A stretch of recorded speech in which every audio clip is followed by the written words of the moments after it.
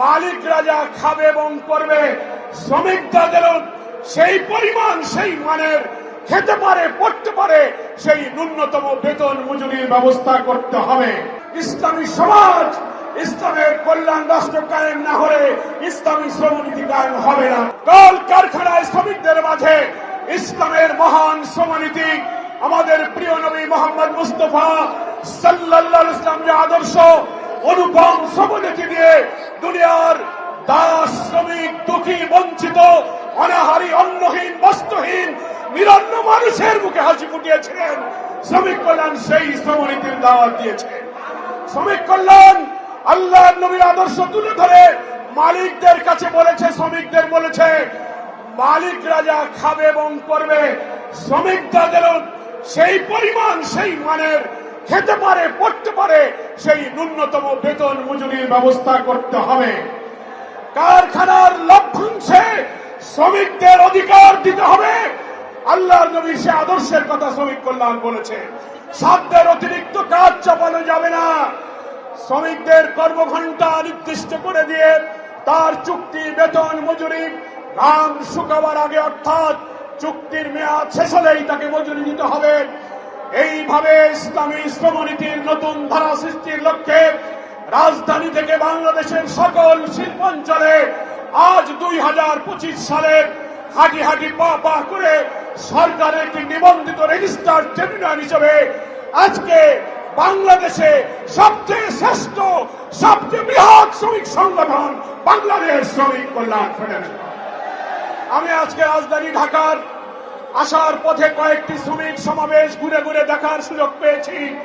আমি আপনাদের কাছে বলছি, শ্রমিক কল্যাণ ফেডারেশনের এই সমাবেশ, এই শ্রমিক জমায়েত বাংলাদেশের সর্ববৃহৎ শ্রমিক সমাবেশ।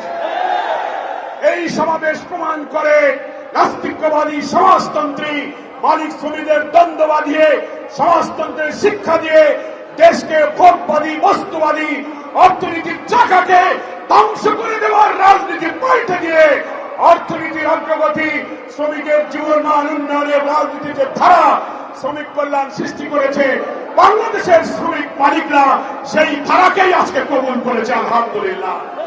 আমি মালিক শ্রেণীকে বলবো, শ্রমিকরা আপনার ভাই। শ্রমিকদের বলবো, মালিকও আপনার ভাই। মালিকদেরকে কাজ না করে যেমন শ্রমিক ঠকাবে না, তেমনি মালিকরা শ্রমিকদের ন্যায্য পাওনা থেকে যেন বঞ্চিত না করে। হাতে হাত ধরে আমাদের এই প্রিয় জন্মভূমি বাংলাদেশ, নতুন যে বাংলাদেশ, নতুন যে ডাইমেনশন, নতুন যে স্বপ্নের দিকে আমরা এগিয়ে যাচ্ছি, সকল কল কারখানায় বাংলাদেশের ট্রেড ইউনিয়ন আইনকে কাজে লাগিয়ে যত শ্রমিক, যত পেশা, সেখানে ট্রেড ইউনিয়ন গড়ে তুলতে হবে।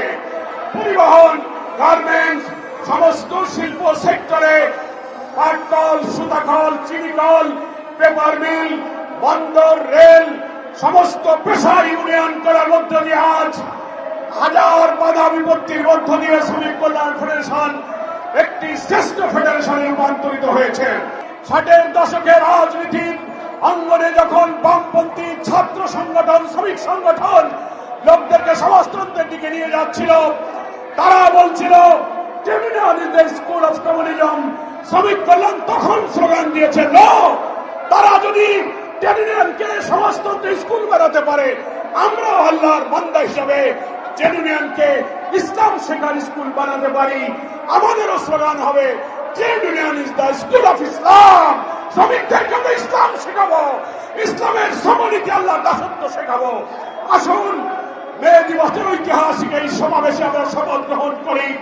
নতুন বাংলাদেশের লক্ষ্যে কলে কারখানার উৎপাদনের চাকাকে সচল রেখে, মালিক শ্রমিকের সম্প্রীতি বন্ধন অটুট রেখে ট্রেড ইউনিয়ন আমাদের যে অধিকার দিয়েছে, সে অধিকার যেন আমরা পাই। আল্লাহর নবীর প্রণীত ইসলামী শ্রমনীতি কায়েম হবে। কিন্তু মনে রাখবেন, ইসলামী সমাজ, ইসলামের কল্যাণ রাষ্ট্র কায়েম না হলে ইসলামী শ্রমনীতি কায়েম হবে না। কি বলেন, ঠিক কিনা? রাষ্ট্র যদি বাতিল আর তাগুতের হাতে থাকে, আলাদাভাবে ইসলামী শ্রমনীতি কখনো কায়েম করা যায় না।